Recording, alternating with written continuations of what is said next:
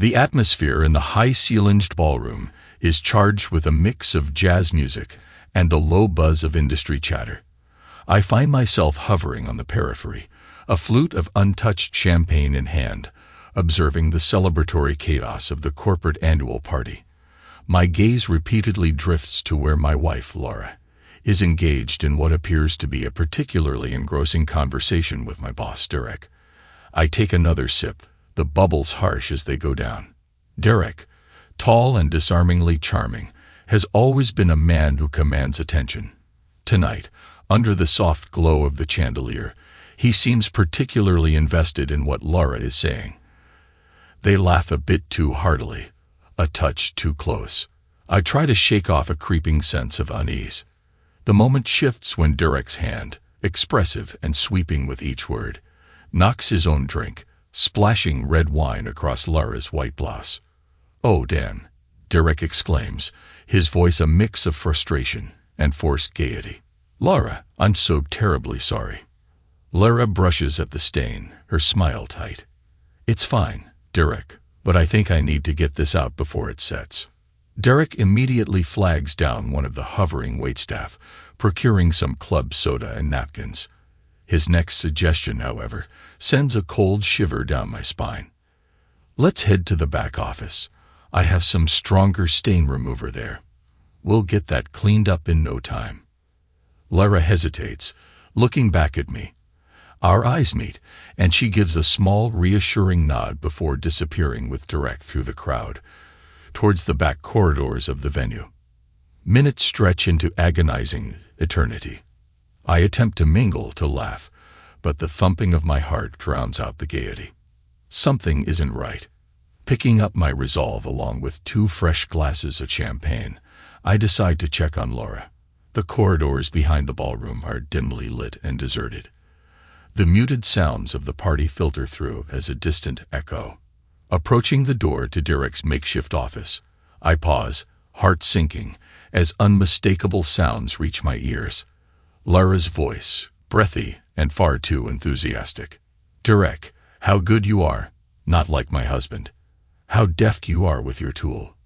The words strike like physical blows, humiliation and anger coursing through me. My hand trembles, the champagne glasses threatening to slip and shatter. I set them down silently, steadying myself against the cold wall. I'm torn between bursting in and fleeing, but before I can decide, the door swings open. Derek steps out, adjusting his tie with a smug look that quickly fades upon seeing me. "Odd, James, I was just helping Laura with the stain." I don't miss the double entendre, nor do I care to acknowledge it. My eyes flick past him to Laura, who emerges looking disheveled and immediately blushing deep red upon seeing me. "Laura," I say, my voice cold and even, "we're leaving." The car ride home is silent, the air thick with unspoken accusations, and my mind racing with betrayal. By the time we arrive, my plan begins to take shape, a plan to expose, to humiliate, and to ultimately usurp. Revenge, as they say, is a dish best served cold. And tonight's revelations have left me uneasy to the core. I will start by securing allies, gathering evidence. Derek will regret the day he underestimated me. And as for Laura, well, she'll soon learn just how disastrous her indiscretion can be. As I unlock our front door, the weight of my keys in my hand feels different, like the heft of newfound resolve. The next morning dawns gray and overcast, matching the storm brewing within me as I prepare for the day. Laura is already in the kitchen when I descend the stairs, her back to me, a cup of coffee in her hand. She doesn't turn around. "James, about last night," she begins hesitantly. "I don't want to talk about it." I cut her off sharply. My voice is calm, but beneath the surface, my anger simmers. "I have to get to work." She nods slowly, tension evident in her shoulders. As I leave the house, the resolve from last night solidifies. Today, I begin my campaign. At the office, I bypass the usual morning greetings and head straight for the desk of my closest colleague, Ethan. I find him buried under a pile of project files, but he looks up with a grin that fades when he sees my expression. James, what's up? You look like hell, he observes. Ethan, I need a favor. Can you grab lunch today? There's something important we need to discuss. His brow furrows, concerned, but he nods. Sure, man. The usual place at 12:30. Perfect, I reply, a plan forming in my mind. Lunchtime finds us at a secluded table in the back of a dimly lit restaurant. Ethan's concern grows as I lay out not just the events of last night, but also the suspicions that have been gnawing at me for months. So, you're telling me Derek and Laura? He starts, but stops, unable to finish the sentence. Yes, I confirm grimly, and I'm going to expose them. But I need solid evidence. I was hoping you could help me access the security footage from last night. Ethan leans back, processing the information. You know that's risky, right? If we're caught. I know the risks, I interrupt. I also know that Derek's been doing some under-the-table deals. If we can tie him to those, it could help us both. Think about it. A promotion might be in line for you too. Ethan's eyes narrow, the lure of advancement evident in his gaze. After a moment he nods. Okay, I'm in. I'll pull the tapes. What about your wife though? What's your plan there? That, I say, pausing for effect, is still unfolding. We return to the office with a newfound alliance sealed. While Ethan starts digging into the security archives, I make a call to an old friend, Michael, who now works in cybersecurity. Mike, it's James. I need a favor. Can you track someone's phone activity if I give you the number? There's a brief silence on the line. You're not getting into anything illegal, are you, James? Nothing like that, I assure him. I just need to know if my suspicions are correct. After a moment, Michael agrees. All right, send me the details. I'll see what I can find.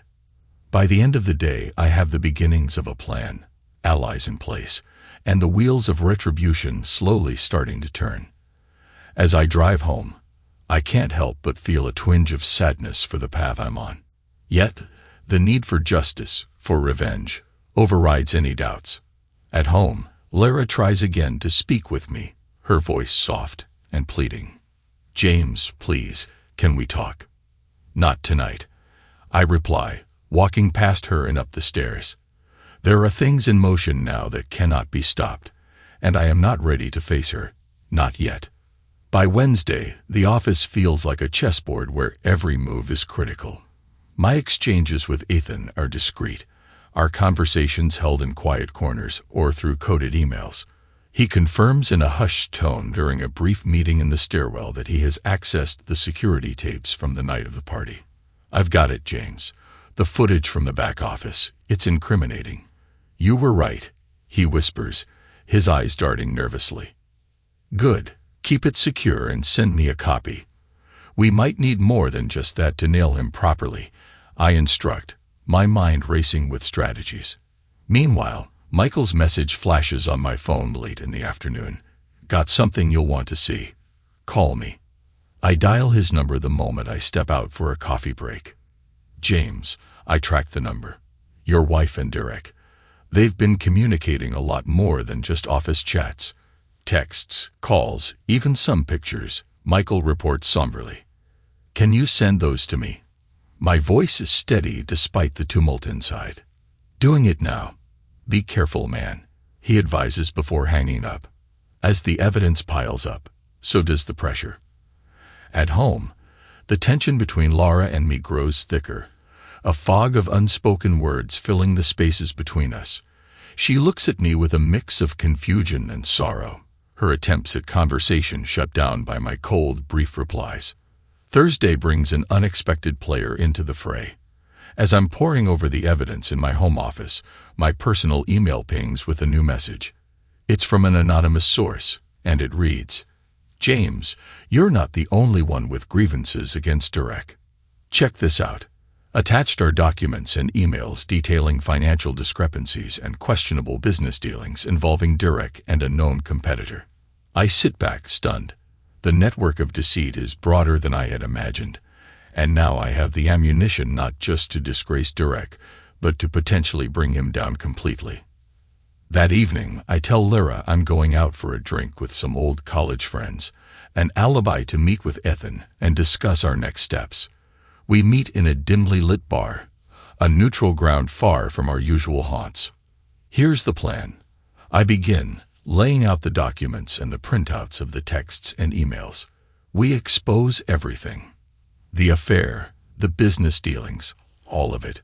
We go to the board, the press if we need to, but it has to be timed perfectly.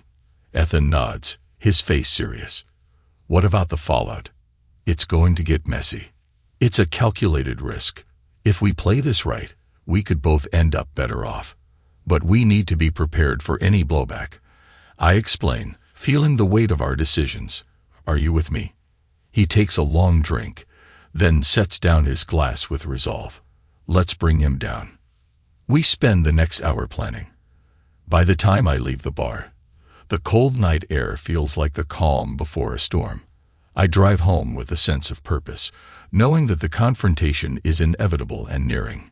When I get home, Lyra is awake, sitting in the living room, looking distraught.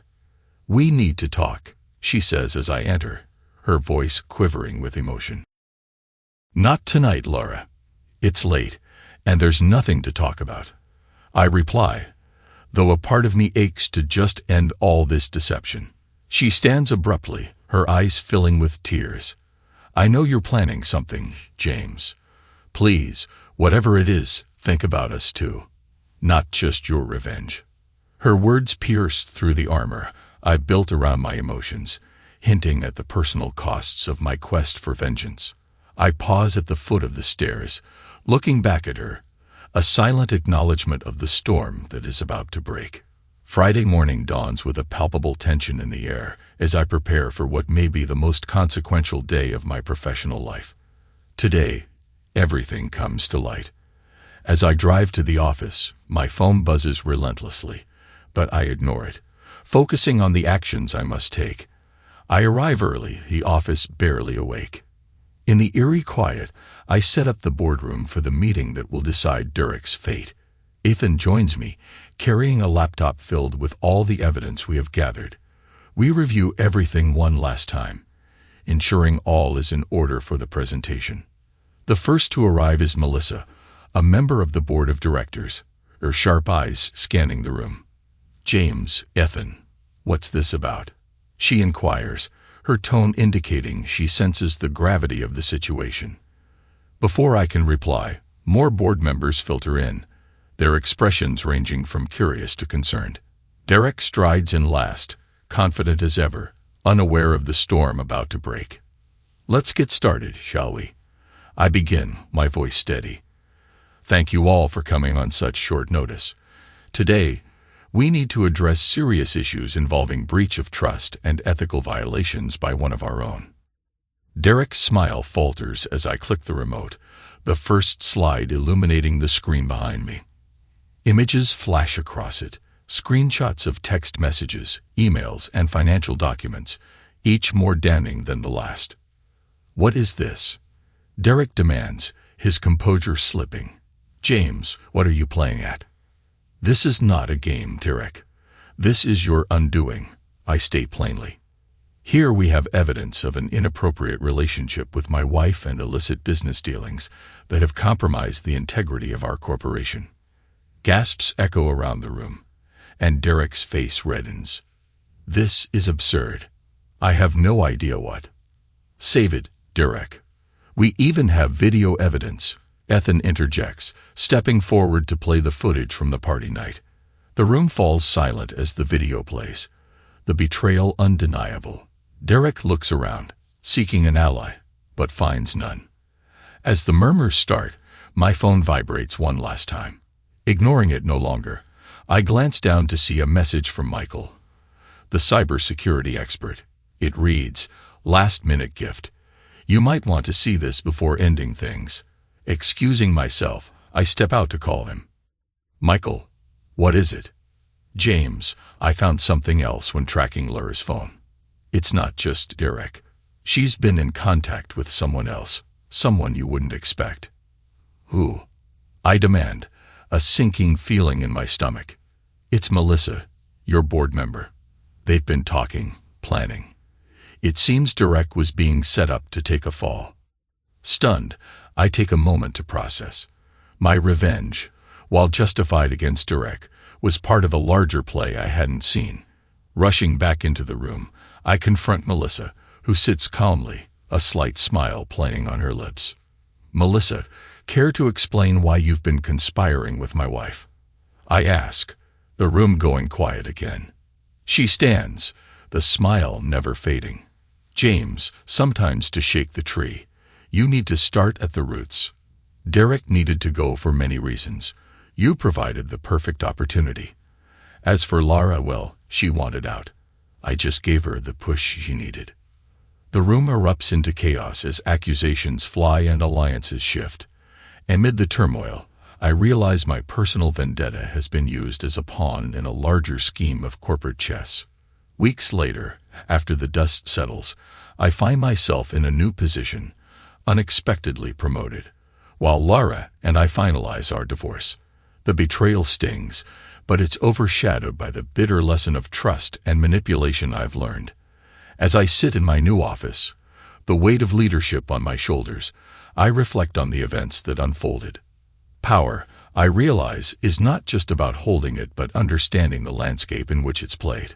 My revenge was costly, but it opened my eyes to a world of shadows where sometimes the enemy of my enemy is not a friend but another player in the game. Thanks to everyone who took the time to listen to today's stories. If you enjoyed it, please consider liking and subscribing if you haven't already. Feel free to share your thoughts on the events in the comments below. Take care.